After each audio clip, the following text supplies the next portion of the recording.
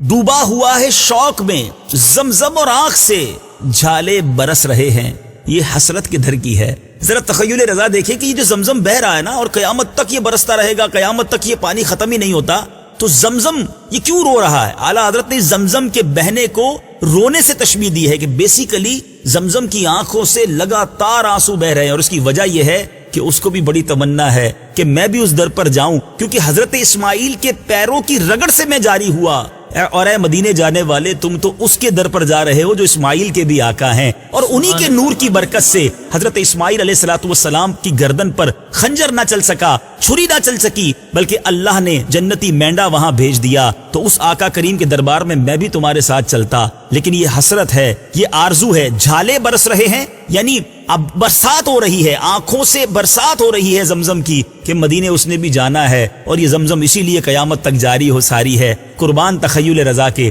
ڈوبا ہوا ہے شوق میں زمزم اور آنکھ سے جھالے برس رہے ہیں، یہ حسرت کے دھر کی ہے۔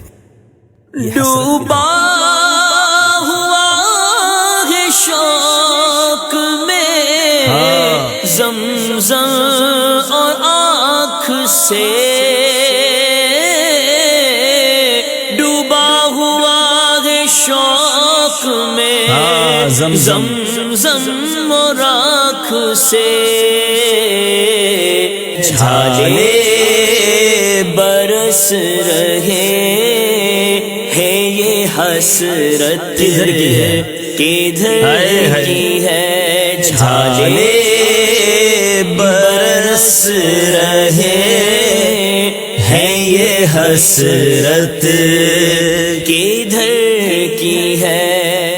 صلو علی الحبیب صلی اللہ تعالی علی محمد۔ مجھے اپنی اور ساری دنیا کے لوگوں کی اصلاح کی کوشش کرنی ہے انشاءاللہ۔